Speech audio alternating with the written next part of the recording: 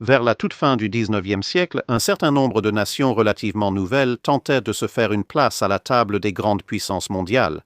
Bien sûr, étant donné qu'il s'agissait du XIXe siècle, on ne pouvait vraiment pas se considérer comme une grande puissance sans posséder au moins quelques colonies. Mais le léger problème, c'est que ce que l'on pouvait considérer comme les meilleures parties avait depuis longtemps été accaparé par les empires plus établis, ce qui laissait donc aux nouvelles nations le soin de fouiller dans les différentes régions que les anciennes puissances n'avaient pas encore revendiquées pour une raison ou une autre. Dans le sud du Pacifique, il y avait deux groupes d'îles relativement grandes qui semblaient potentiellement disponibles, Tonga et Samoa. Cependant, Tonga n'était pas si facile à revendiquer. Tonga, en revanche, était assez bien organisée et après des siècles de colonisation active dans le Pacifique, tout autour d'elle, les Tongiens étaient prêts à se battre, ce qui serait coûteux pour toute puissance coloniale naissante. De plus, Tonga avait cultivé une relation avec les Britanniques, qui étaient très heureux de soutenir ses tentatives de rester indépendante. Que ce soit par altruisme ou simplement comme un moyen facile de s'assurer que personne d'autre ne puisse l'avoir, je vous laisse en juger. Samoa, en revanche, semblait être une proie beaucoup plus facile. Sa politique était divisée presque à l'échelle de chaque village, et donc la bonne vieille technique coloniale du diviser pour régner semblait pouvoir fonctionner une fois de plus. Étant donné sa situation géographique, le contrôle des Samoa offrirait à toute puissance impériale une bonne station de charbonnage au milieu du Pacifique, voire une petite base navale, s'ils en construisaient une dans un port qui semblait approprié, et cela pourrait même finir par rapporter un jour grâce aux importantes exploitations de noix de coco qui s'y développaient. Les États-Unis, relativement nouveaux à l'époque et qui sortaient alors d'une autre période de politique isolationniste, décidèrent qu'ils voulaient le contrôle des îles. Mais l'Empire allemand, encore plus récent, décida lui aussi qu'il voulait le contrôle. Ainsi, dans la tradition des puissances coloniales de l'époque, ils commencèrent à fournir des armes et des fonds à leurs factions politiques locales préférées, espérant que leurs favoris finiraient par conquérir tous les autres et que l'île ou les îles deviendraient ainsi un État client facile à contrôler. Malheureusement pour les Allemands, bien qu'ils aient été ceux qui ont déclenché la guerre civile inévitable, leur groupe favori était en train de perdre face au groupe soutenu par les Américains. Abandonnant les moyens de contrôle partiellement secrets, les Allemands décidèrent simplement d'envoyer une escadre navale pour soutenir leur camp par la force, composée de la corvette SMS Olga et des canonnières Adler et Iber. L'Adler s'est impliqué très directement, utilisant ses canons pour bombarder des positions à terre pendant que l'escadre débarquait des troupes ailleurs. Puisque toutes les prétentions avaient été abandonnées, les États-Unis ripostèrent en envoyant la frégate USS Trenton, la corvette Vandalia et la canonnière Nipsic, les 6 navires s'entassant dans le port d'Apia et se défiant du regard, neutralisant ainsi tout avantage que les Allemands avaient brièvement détenu. Les deux formations offraient un affrontement plutôt intéressant. La Trenton était de loin la plus grande, et dans l'ensemble, la formation américaine surpassait la formation allemande en tonnage. Mais les navires allemands avaient des canons à culasse plus modernes que les armes américaines, plus grandes, mais surtout à chargement par la bouche. De l'autre côté de la planète, la situation étant dans une impasse, les Allemands décidèrent de convoquer une conférence pour discuter de qui devrait contrôler les îles. Bien sûr, aucun Samoan n'a été invité à cette conférence. Pendant ce temps, la Grande-Bretagne avait pour la plupart poliment ignoré toute la situation, mais certaines activités allemandes avaient empiété sur les intérêts britanniques, y compris l'arrestation plutôt arbitraire d'un homme d'affaires britannique. Le ministère des Affaires étrangères a estimé utile de rappeler qui dirigeait et a ordonné à l'amiral de la station d'Australie d'envoyer un navire pour surveiller la situation. À l'origine, il s'agissait du petit canonnière HMS Lizard, mais comme elle était de petite taille, en cas de conflit, sa meilleure défense aurait été de se retirer. Il n'y avait aucun moyen réel d'imposer la volonté britannique par la force si cela devait arriver, compte tenu de son armement. Elle avait également une autonomie relativement limitée, et donc, à mesure que les choses s'éternisaient, elle fut remplacée par la corvette beaucoup plus grande HMS Calliope. Elle pouvait rester sur place jusqu'à résolution des problèmes, quel que soit le temps nécessaire. Bien qu'elle déplaçât un peu moins que le Trenton, elle restait le deuxième plus grand navire de guerre présent et de loin le plus lourdement armé. Ayant été mise en service seulement quelques années auparavant, elle était équipée des tout derniers canons à chargement par la culasse et elle était le seul navire dans les eaux confinées du port à être armé de torpilles. Ainsi, si les choses devenaient vraiment incontrôlables, elle pouvait commencer à imposer sa loi et la faire respecter également. Lorsqu'elle arriva en mars 1889, elle trouva le port d'Apia bondé de navires. Son capitaine estimait qu'il y avait de la place pour ancrer peut-être 4 grands navires confortablement, mais non seulement il y avait déjà 6 navires de guerre et le Calliope faisait le 7e, mais il y avait aussi 8 navires marchands de différentes tailles essayant de faire des affaires. Et tout cela se trouvait dans une baie étroite, entourée de dangereux récifs coralliens et complètement exposée au vent du nord. Au 15 mars, il était clair que le temps empirait. La veille, une brève tempête avait fait dériver l'Iber sur son ancre, endommageant son hélice, qui était encore en réparation. Mais ensuite, le baromètre a commencé à chuter si rapidement qu'on aurait pu croire qu'il était cassé, et un vent violent s'est engouffré dans la baie. Il était évident qu'il arrivait bien pire qu'une tempête, mais ni les navires allemands ni les navires américains ne bougèrent, car le premier à hisser les voiles ou à faire chauffer les machines serait perçu comme donnant l'avantage à l'autre camp. Ainsi, ils jouèrent à un jeu de provocation, à la fois entre eux et avec la tempête qui approchait. Le capitaine Kane du Calliope, quant à lui, n'avait aucune de ces hésitations et ordonna immédiatement que le mât de une du navire soit abaissé et que la machine soit portée à pleine puissance. Il décida que, dans l'idéal, le navire affronterait la tempête à l'ancre, profitant du peu d'abri offert par le port, mais il voulait disposer de suffisamment de puissance pour pouvoir contrôler le navire si nécessaire. Le vent continua de se lever et, avec lui, vint un déluge quasi biblique. À minuit, la tempête était devenue violente et les inondations soudaines avaient transformé la rivière, qui avait creusé le port, en un paysage rappelant l'effondrement d'un barrage. Ce torrent traversa le port et, bien qu'il ne représentât en soi que peu de menaces pour les navires, il emporta également chaque grain de sable et de limon accumulé au fond du port, laissant les ancres des navires racler inutilement la roche nue, sans autre prise que la friction et quelques rares crevasses. Les différents navires commencèrent alors à dériver à travers le port selon une série de trajectoires folles, tandis que le vent et l'eau tourbillonnant les entraînaient presque à leur guise. La combinaison des vagues, du vent et des embruns fit vite chuter la visibilité.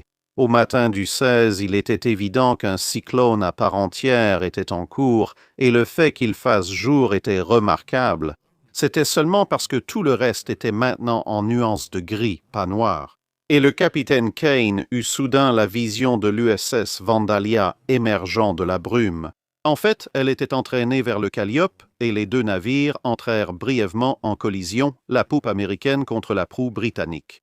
Quelques minutes plus tard, l'Olga apparut, étant entraînée un peu plus rapidement, et le Calliope fut obligé d'utiliser ses amarres et son gouvernail pour éviter l'Allemand qui arrivait. Avec les récifs si proches qu'on pouvait les toucher avec une rame depuis l'une des embarcations du navire, Kane comprit que rester là où il était ne pouvait mener qu'à un désastre. S'il essayait d'avancer, il risquait simplement de heurter à nouveau la Vandalia et qui savait quand ou où l'Olga pourrait réapparaître. Kane nota dans son journal « C'était la situation la plus délicate dans laquelle je me sois jamais trouvé. » Il n'avait que 2 options, échouer le navire pour sauver l'équipage, en sacrifiant probablement le navire, ou faire confiance à ses moteurs et à l'équipage pour continuer malgré des conditions extrêmes et tenter de rejoindre la haute mer. Même une interruption de puissance d'1 minute verrait le navire balayé vers le rivage, complètement hors de contrôle, mais si tout fonctionnait et que les moteurs étaient assez puissants, cela pourrait sauver à la fois les hommes et le navire.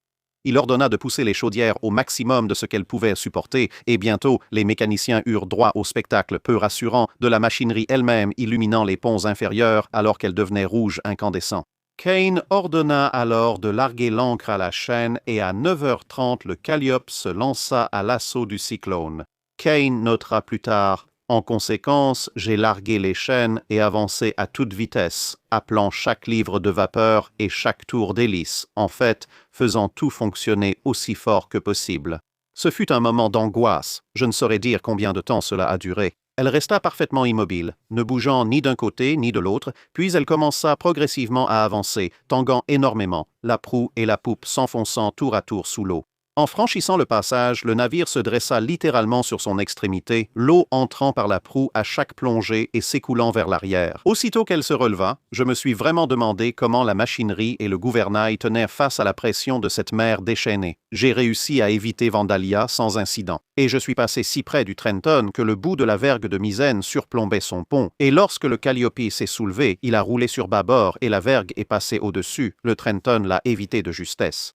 C'était aussi beau à voir et aussi chanceux comme échappé qu'on puisse l'imaginer.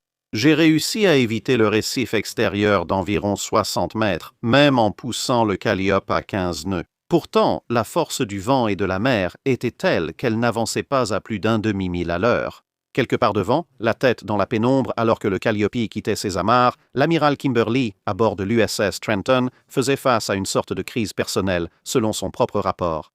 À 7 heures, notre gouvernail a cédé bruyamment. 2 timoniers ont été projetés par-dessus bord, se fracturant les jambes et subissant d'autres blessures.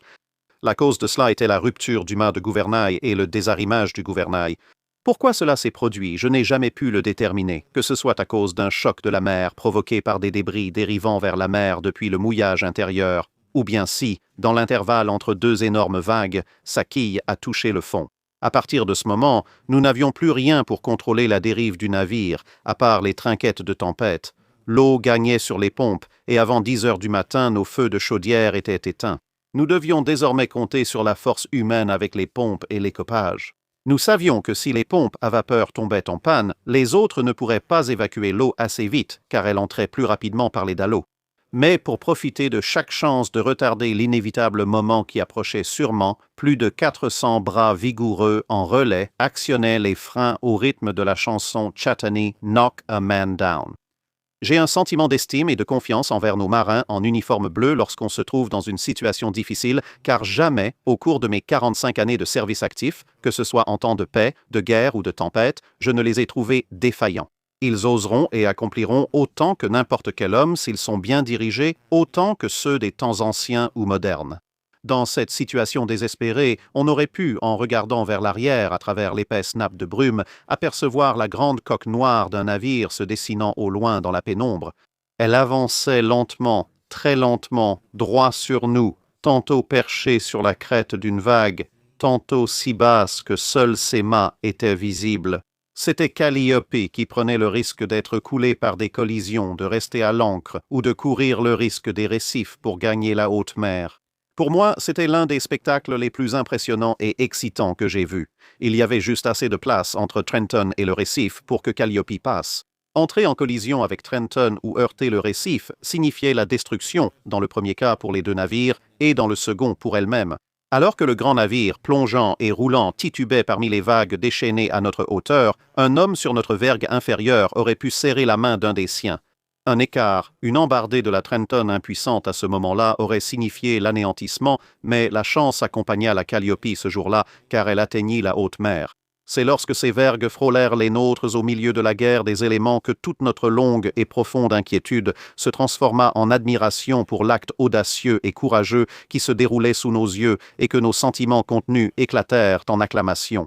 Je vais avouer franchement que mon extrême anxiété à ce moment suprême m'a rendu aussi raide et froid qu'une corde de harpe. Alors que sa poupe glissait devant notre proue, j'étais si anxieux pour sa sécurité et sa réussite que j'avais l'impression qu'en concentrant ma volonté, je l'aidais à gagner le large.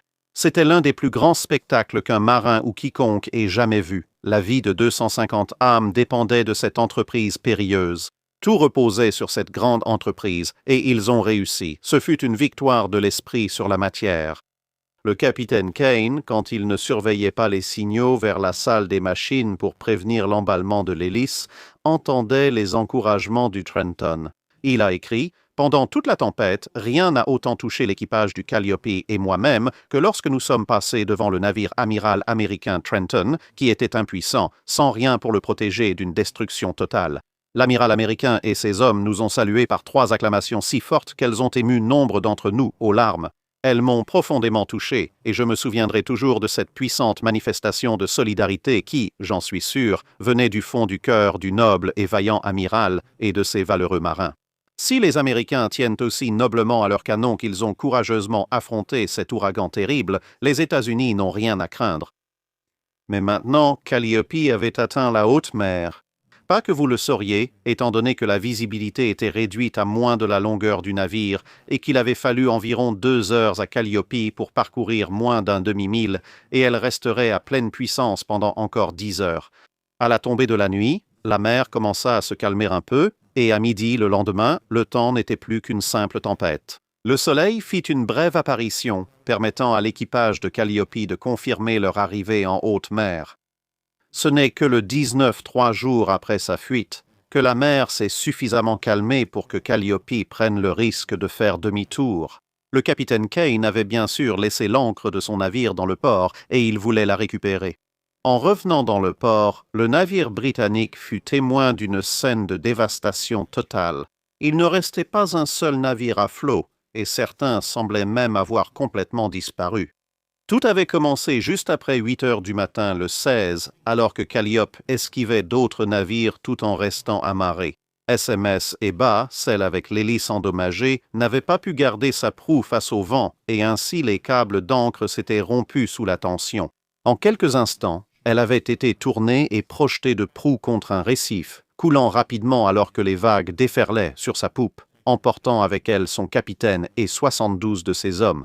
Ailleurs, l'Olga à la dérive avait trouvé une autre victime, entrant en collision avec le Nipsic, ce qui fit passer la cheminée de ce dernier par-dessus bord. Le tirage du feu de la chaudière étant très faible, le navire américain perdit la pression de vapeur et fut poussé vers le rivage, puis la plupart de l'équipage se réfugia dans les tavernes du front de mer. Mais l'Olga n'en avait pas fini avec ses escapades. Elle trancha le beaupré de l'Adler lors d'une nouvelle collision. Avec son navire endommagé et des moteurs bien moins puissants, le capitaine de l'Adler ne pensait pas pouvoir tenter de reproduire la lente fuite du Calliope, alors il choisit plutôt de larguer ses amarres et d'échouer son navire sur la côte en gardant un semblant de contrôle. L'impact fut brutal et il brisa la quille du navire lorsqu'il s'écrasa sur un récif, mais la plupart de l'équipage survécut, 20 hommes furent perdus. Puis ce fut au tour du Vandalia. Comme elle perdait elle aussi lentement sa lutte pour rester à flot, le capitaine Schoenmaker choisit de suivre l'exemple d'Adler, dirigeant son navire vers une portion de plage près du Nipsic échoué. C'était un bon plan, mais à la dernière minute, une vague venant de l'arrière frappa la poupe, faisant pivoter le navire et projetant la poupe sur un récif. De flanc face aux vagues, elle commença rapidement à couler, emportant avec elle son capitaine et 43 de ses hommes. En milieu d'après-midi, seuls les 2 plus grands navires encore présents, le Trenton et l'Olga, flottaient encore, et aucun d'eux n'allait le rester bien longtemps. Impuissant, le dernier câble du Trenton céda et les 2 navires furent alors emportés dans le port intérieur, entrant en collision à plusieurs reprises. À la dernière minute, le capitaine de l'Olga réussit à reprendre suffisamment le contrôle pour l'échouer, remarquablement sans aucune victime. Le Trenton continua de dériver avant de finir par s'échouer à côté et en partie sur le Vandalia à moitié coulé, lançant des cordages à l'autre navire pour secourir l'équipage restant, car malgré tous ses défauts, le navire amiral américain était plus au-dessus de l'eau qu'en dessous. Le rapport de l'amiral Kimberly décrit la situation de son point de vue. J'ai appris que le brin d'amarrage tribord-bâbord, à l'avant du pont batterie, avait été enfoncé par la mer. J'ai compris que le navire serait perdu si nous n'empêchions pas l'eau d'entrer. J'ai appelé des volontaires et je suis allé à l'avant. À chaque plongée du navire, l'eau s'engouffrait par un espace de 6 pieds sur 4, inondant complètement le pont batterie. J'ai ordonné d'apporter aussitôt des barres de cabestan et des hamacs, puis nous avons entamé notre lutte pour la vie. Une barre de cabestan extérieure était nécessaire pour maintenir le matériel bloquant le sabord en place. Puis j'ai vu qu'il fallait accrocher 2 palans à la barre afin que nous puissions placer notre barricade contre le sabord et la maintenir en place. Personne ne voulait mettre les sangles sur la barre, alors j'ai dit que j'irais. Les hommes m'ont supplié de rester et ont tenté de me retenir, mais je suis sorti au moment voulu et j'ai accompli la tâche. Pas une seconde trop tôt, une vague est arrivée alors qu'on me ramenait, et Dieu seul sait ce qui se serait passé si j'avais été 5 secondes plus tard. Ensuite, nous avons pris une table, et en la dressant avec les 2 palans accrochés derrière, nous avons commencé à empiler des hamacs devant, et pendant 5 heures, nous avons mené la lutte la plus désespérée. À chaque vague, nous étions renversés, et une partie de la barricade cédait. Mon Dieu, quel découragement! Je n'osais pourtant pas céder, car si je le faisais, les hommes abandonneraient et tout serait perdu. Alors, nous avons continué à lutter. Après chaque vague qui nous jetait à terre, nous nous relevions et courions vers la barricade, y entassant des matelas et utilisant des barres de cabestan. Nous avons finalement réussi à construire une bonne barricade, mais l'eau continuait d'entrer effroyablement. Alors nous avons construit une autre barricade en bois derrière la première et forcé l'eau à s'écouler par les conduits des toilettes, et finalement, très peu d'eau allait vers l'arrière. Quelqu'un annonce « Monsieur Westphal, l'eau entre par les trous de ventilation ouverts sur le pont Spa ». Alors j'ai appelé le maître d'équipage Gray et je lui ai demandé s'il voulait venir avec moi à la proue pour clouer une toile sur le trou. Nous sommes allés à l'arrière sur le pont de batterie, puis montés sur le pont supérieur et rampés jusqu'à destination pour commencer à travailler. Environ 1 minute plus tard, nous avons tous les deux été frappés par une vague et en 5 secondes, nous avons été projetés 100 pieds vers l'arrière. Reprenant mes esprits, 2 hommes me tiraient dessous des débris près du grand mât. J'ai essayé de me lever, en vain, la dernière vague avait été trop forte, j'étais à moitié noyé et mon pied droit était blessé. Ainsi se termina cet incident. Pendant tout ce temps, la mer ne cessait de grossir jusqu'à former des collines qui semblaient vouloir faire des culbutes, ce qu'elle n'était pas loin de réussir. Nos câbles cédaient régulièrement jusqu'à ce qu'il ne reste plus que l'ancre de misaine tribord, 90 brasses de chaîne, le vent inchangé et la mer de plus en plus forte. Au milieu du chaos des eaux et des brisants, entourés d'écume blanche, un voile brumeux limitait parfois la visibilité à 100 mètres depuis le navire. Les vagues déferlaient sur les récifs avec force, amassant l'eau contre le rivage jusqu'à ce que sa masse l'emporte. La force de la tempête s'étalait et s'écoulait en un flot régulier sur les bords des récifs comme une cascade, repartant vers la mer pour revenir et répéter l'opération. Ce courant vers le large était estimé par ceux qui se trouvaient sur la côte à une vitesse d'au moins 6 nœuds par heure à seulement quelques mètres de la plage. Le vent et la mer continuaient et le Trenton tenait toujours avec son unique câble. Il était environ 15 heures le 16. N'ayant aucun doute dans mon esprit quant à notre sort final, j'ai dit au capitaine « Si nous devons sombrer, faisons-le avec notre drapeau hissé ». Il donna l'ordre et notre pavillon de tempête fut hissé et resta en haut jusqu'à ce que l'Olga, lors de sa collision avec nous, emporte les drisses et que le vent emporte celle-ci et le drapeau à son bord. Il fut rendu par son capitaine après la tempête. Le Trenton, endommagé, poursuivit lentement sa route pénible tout le reste de cette longue, très longue journée. Jusqu'au bout de la zone de mouillage, sans heurter les récifs alors qu'elle déviait d'un côté à l'autre du port, évitant cela grâce à la chute et aux flots d'eau provenant de leur surface plane qui faisaient office de protection contre eux. Cette action était constante car ils étaient submergés à chaque vague sur plusieurs mètres et l'eau, cherchant son niveau, n'avait que cette solution. Tout a une fin, tout comme la longue et pénible lutte du vieux grand navire. Après avoir heurté le fond dur du corail, elle s'est peu à peu immobilisée et a rendu l'âme pour toujours, aux côtés de sa sœur submergée Vandalia, dont seuls les mâts, le beaupré et le gaillard d'avant restaient visibles au-dessus de l'eau. Ses baobans et ses hunes étaient bondés de membres d'équipage et d'officiers. À présent, notre priorité était de les secourir avant que ces mâts ne s'effondrent. Cela fut accompli avec succès en envoyant des fusées munies de cordages, établissant ainsi un moyen de communication efficace entre les deux navires. Tous les membres d'équipage qui restaient furent mis en sécurité sur les ponts du Trenton où ils restèrent jusqu'à l'accalmie de la tempête. Ensuite, ils furent transférés sous le commandement de leurs officiers dans des quartiers à terre. Ils perdirent tout, sauf leurs vêtements. Beaucoup utilisèrent leurs chemises pour s'enrouler au haubans et soulager la douleur de rester longtemps debout. Le lendemain, le 17 se leva avec un léger relâchement du vent. Calliope était encore en mer, mais la visibilité dans le port s'était assez améliorée pour que chacun voie ce qui se passait. Puis vint un sauvetage inattendu. La faction pro-américaine et anti-allemande des habitants avait secrètement rassemblé 6000 hommes les jours précédents pour attaquer les Allemands. Mais, voyant la destruction totale dans le port, ils ont rangé leurs armes et se sont précipités vers Appia pour aider à la place. Il y a eu quelques malentendus au début. Les survivants de l'Adler, d'abord convaincus que les habitants voulaient les achever, ont compris qu'ils venaient aider. Plusieurs hommes ont alors nagé vers le navire pour rapporter des cordes de sécurité.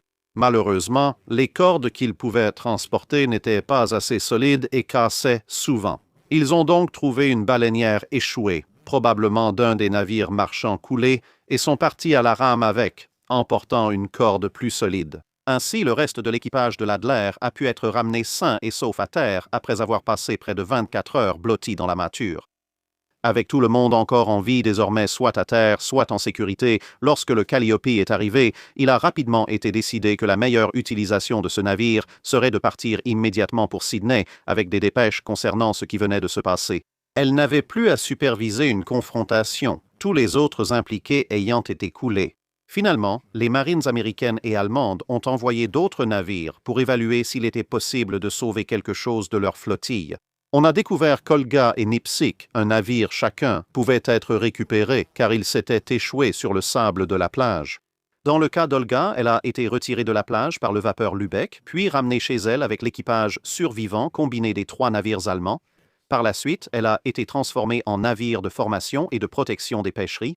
Nipsic a mis quelques mois de plus à être libéré, mais a ensuite été reconstruit et agrandi à Hawaï, servant brièvement de navire de garde là-bas avant d'être relégué à des fonctions auxiliaires. Trenton, Vandalia et Adler, considérés comme perdus, ont été dépouillés sur place pour récupération. Les 2 navires américains étaient plus accessibles et leurs épaves ont été entièrement dégagées. Mais l'épave de l'Adler est restée perchée sur son récif jusqu'à ce que toute la zone soit ensevelie sous des remblais dans les années 1950 dans le cadre d'un projet d'agrandissement de la superficie de la ville. L'ingénieur Bork du Calliope, qui avait réussi à faire fonctionner ses chaudières et son moteur bien au-delà de leur puissance nominale dans des conditions parmi les plus extrêmes imaginables, a été promu ingénieur de la flotte pour ses efforts, tandis que les exploits du Calliope et de son équipage dans leur ensemble ont été largement célébrés. Le capitaine Kane a été fait compagnon de l'ordre du bain et a ensuite pris le commandement du cuirassé Inflexible avant d'être nommé capitaine de pavillon de la station de Portsmouth, arborant son pavillon d'abord sur le HMS Duke of Wellington, puis sur le HMS Victory, puis servant comme directeur de l'artillerie navale et des torpilles jusqu'à sa retraite. La conférence de Berlin a finalement déclaré que les Samoa resteraient indépendantes, mais de façon intermittente. La guerre civile dominerait le paysage politique pendant la décennie suivante, les Britanniques s'intéressant davantage à la région, mais d'un point de vue commercial plutôt que colonial. Finalement, à la fin du XIXe siècle, les îles seraient partagées entre les Allemands et les Américains. Au début de la Première Guerre mondiale, le corps expéditionnaire néo-zélandais a pris le contrôle des Samoa allemandes et a choisi de ne pas les rendre ensuite. Ce qui était désormais appelé Samoa occidental a finalement obtenu son indépendance au début des années 1960, tandis que les Samoa américaines restent à ce jour un territoire des États-Unis. C'est tout pour cette vidéo, merci de l'avoir regardée. Si vous avez un commentaire ou une suggestion de navire à examiner, faites-le nous savoir dans les commentaires ci-dessous. Commentez la publication épinglée pour vos questions sur la cale sèche.